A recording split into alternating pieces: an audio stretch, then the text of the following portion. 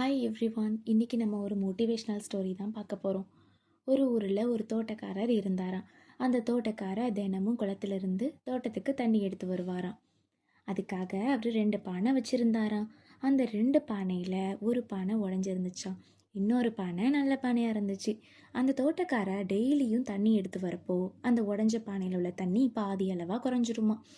அதை பார்த்து அந்த நல்ல பானை சிரிச்சுக்கிட்டே, உன்னால் தோட்டக்காரருக்கு எந்த பயனும் கிடையாது, நான் தான் உன்னை விட உயர்ந்தவன், நான் தான் நிறைய தண்ணி கொண்டு போகிறேன் அப்படின்னு சொல்ல, இந்த உடஞ்ச பானை வருத்தப்பட்டுக்கிட்டே தோட்டக்காரர்கிட்ட, தோட்டக்காரரே, என்னால் உங்களுக்கு எந்த பயனும் இல்லை தானே அப்படின்னு சொல்லி ரொம்ப வருத்தப்பட்டுச்சான்.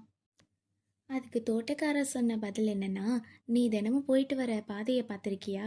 உன்னால் வழி முழுக்க அழகான பூக்கள் நிறைஞ்சு காணப்படுது.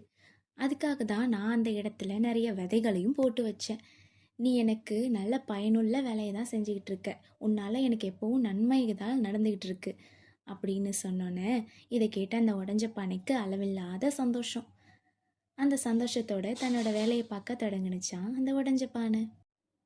இந்த கதையிலேருந்து நம்ம என்ன தெரிஞ்சுக்கிறோம் அப்படின்னா, நம்மக்கிட்ட எவ்வளோதான் குறைகள் இருந்தாலும் சரியான பார்வையில் பார்க்கும்போது மற்றவங்களுக்கு அழகானதாகவும் பயனுள்ளதாகவும் இருக்கும். Even our weakness can become our strength if we see it positively. Okay friends, if you like this story, please like and subscribe my channel. I will be back with my new stories every day. Until then, signing off, yours Abhirami. Thank you.